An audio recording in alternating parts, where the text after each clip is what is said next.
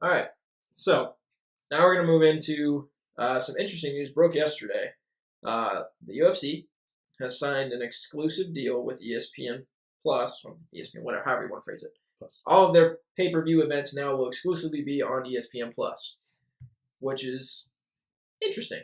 I think I know for me and Bill specifically, the initial reaction was like, what the fuck?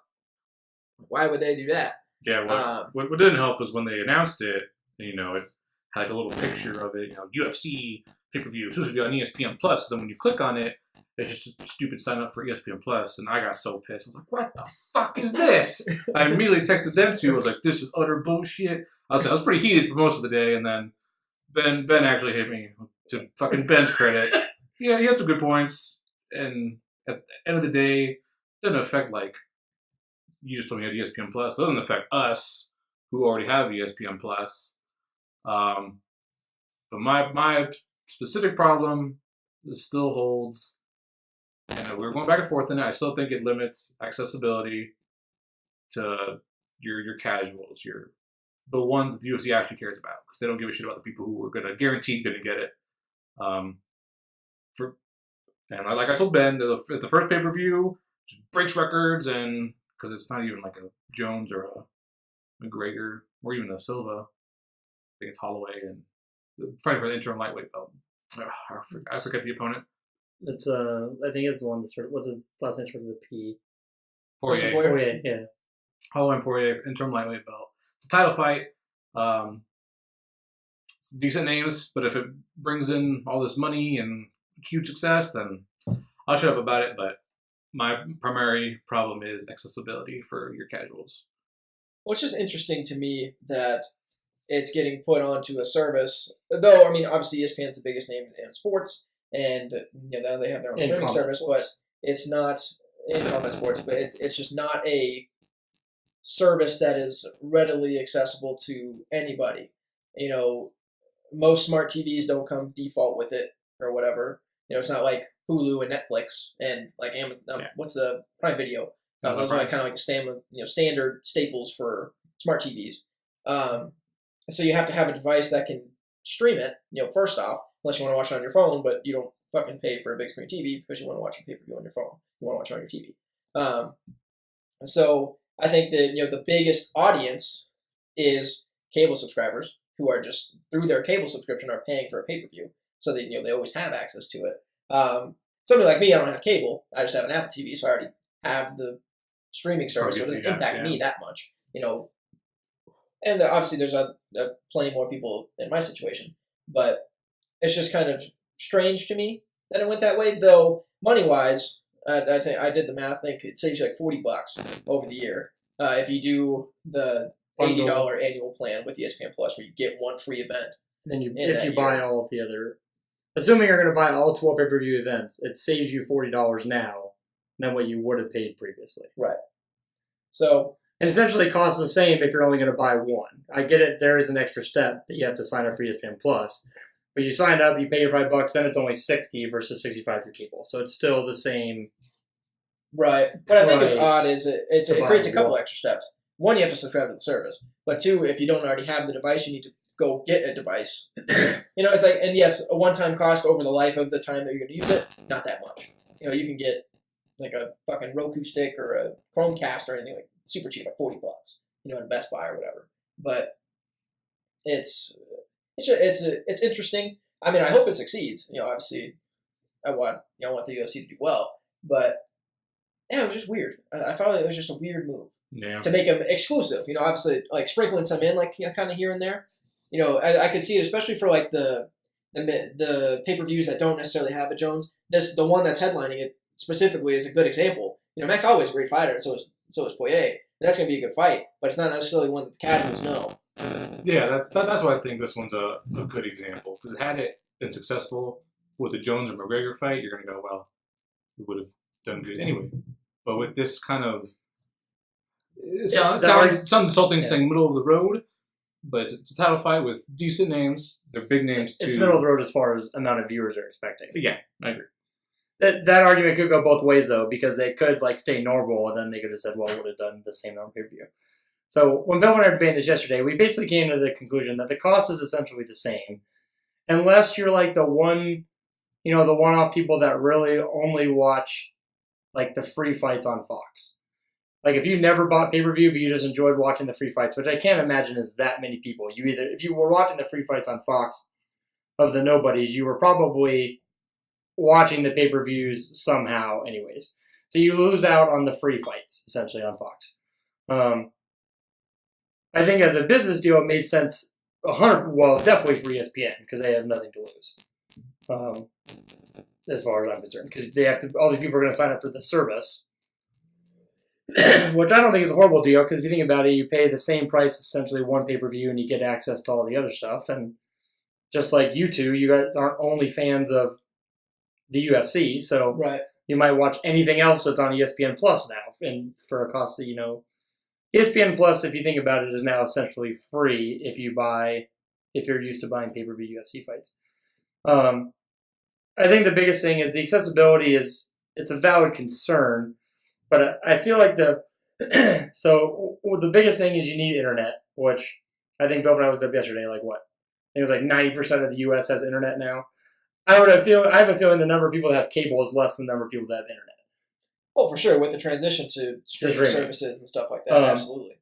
So, regardless, I don't think the internet thing is an issue. So I do agree that more than likely, I would say probably half the people have a smart TV or a Roku stick or an Apple TV or a PlayStation 4 or an Xbox One or something that could already, stream the service, download the app.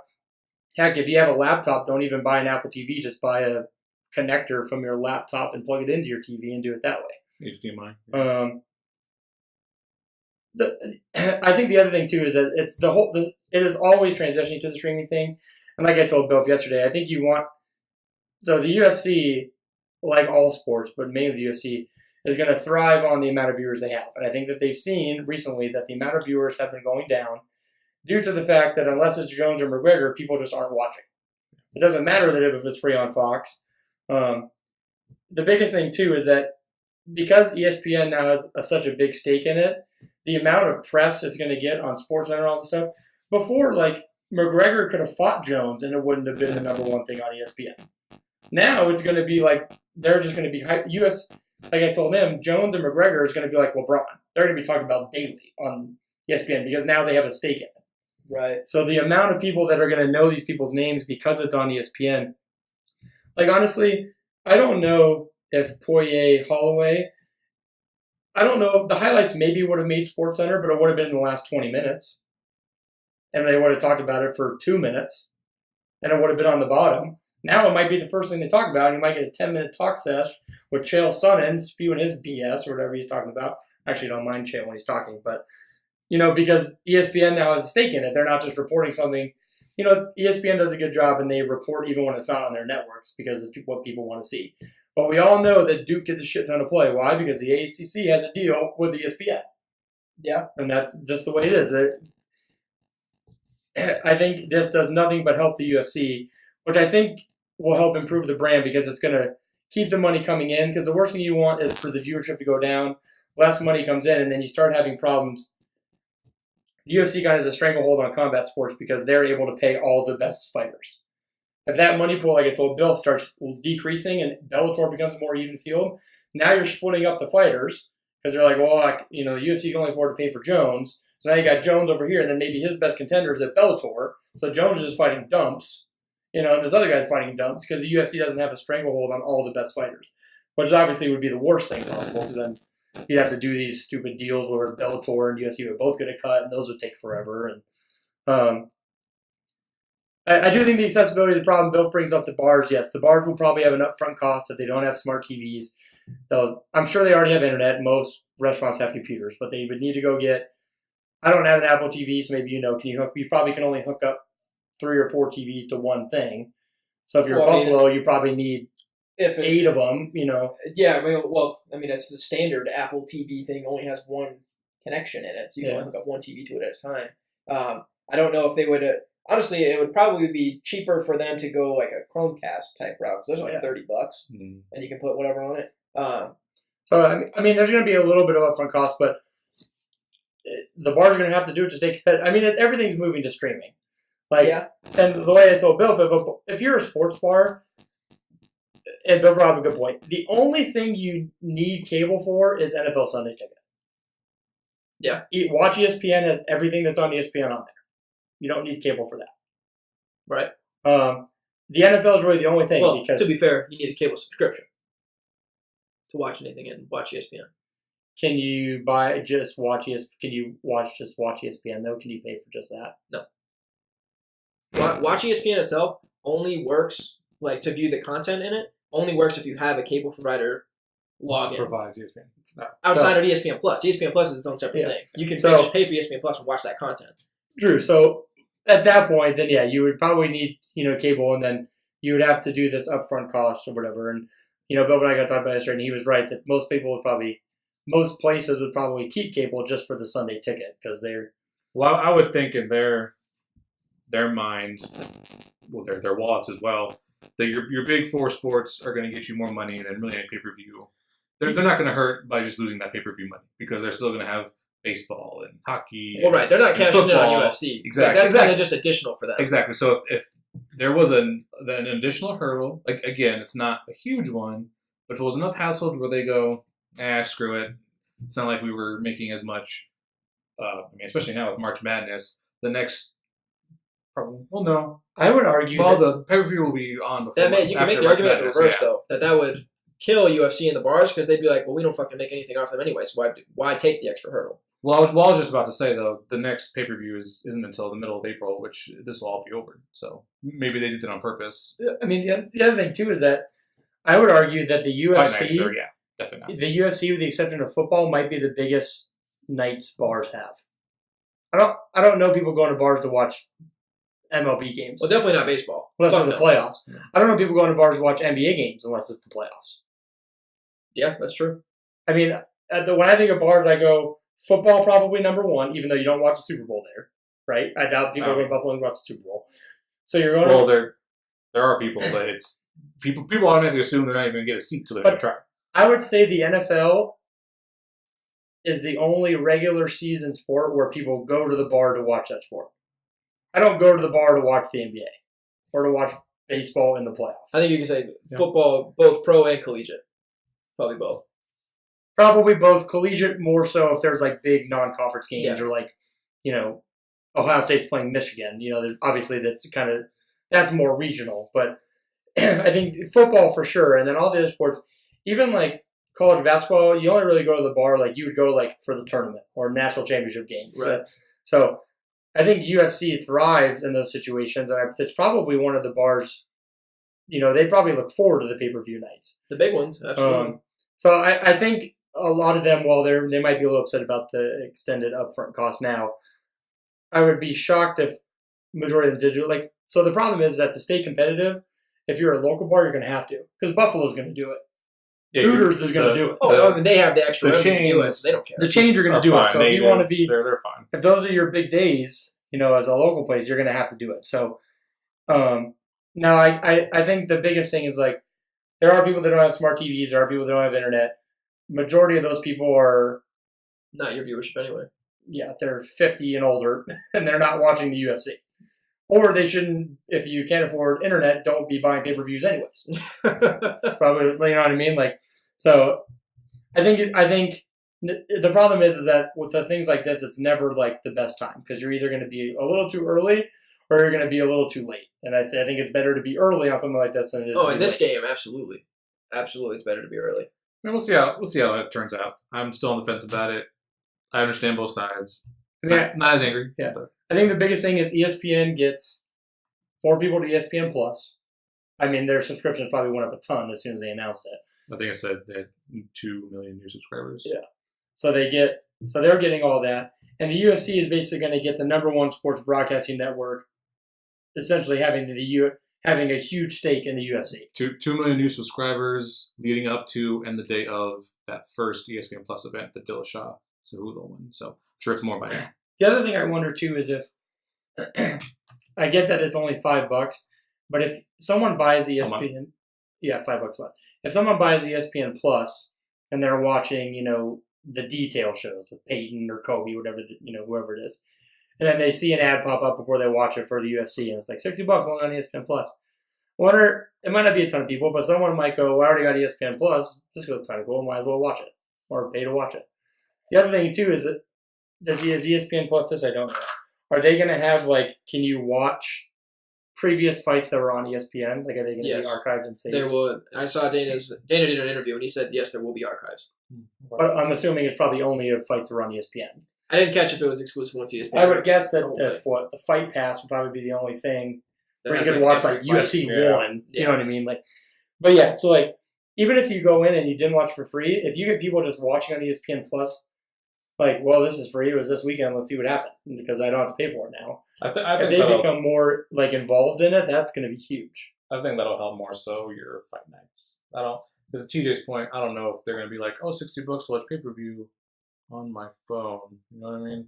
Maybe if they had a PS4. Like when I watched the Masvidal Till fight this past weekend, I was first starting it on my phone, and I was like, got my fucking PS4. Just downloaded the app, flipped it on. Well, this is fine. And so yeah, that's true. But those people aren't.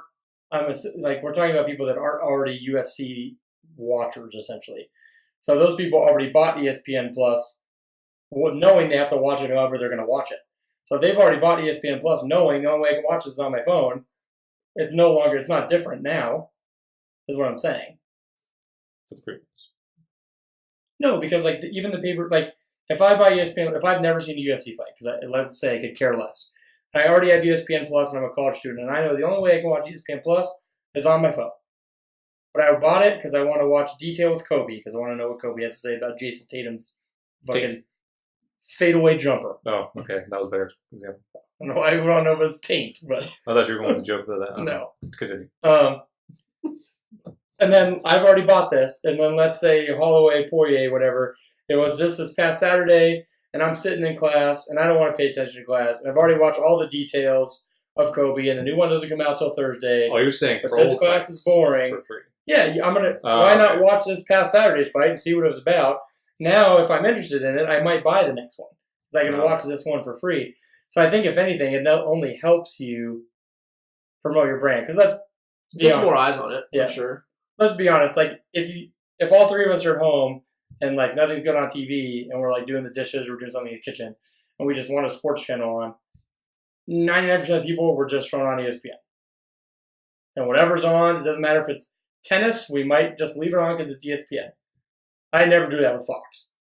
So I don't happen to randomly find the fight night or just randomly it comes on. Right. And, Bill made a good point, and it's probably because of what was before, but the first one on ESPN, the prelims that were free, had more viewers than the one on ESPN Plus, but it was also because it came on right after Duke, North Carolina. And a lot of bars probably had Duke, North Carolina on, and then they just left it on ESPN the rest of the night, because that's what they do.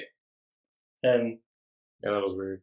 I don't think I told you about that. That Dillashaw Cejudo fight, there were more people watching the prelims than ended up watching the main event.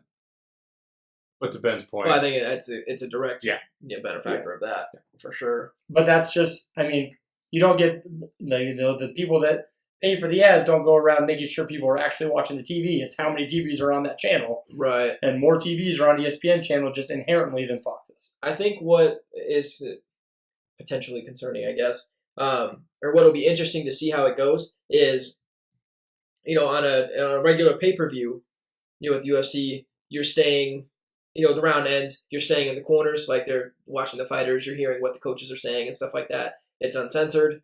Post-fight interviews and stuff, they can say whatever they want. It's uncensored. You hear all types of stuff. ESPN is not like that, where it's as soon as the round ends, wham, commercial. Well, I think that's the difference between pay-per-view and cable television, though.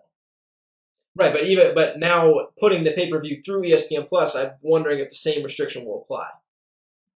Well, this is Jorge, the Masvidal Till fight, and immediately went to commercial between rounds.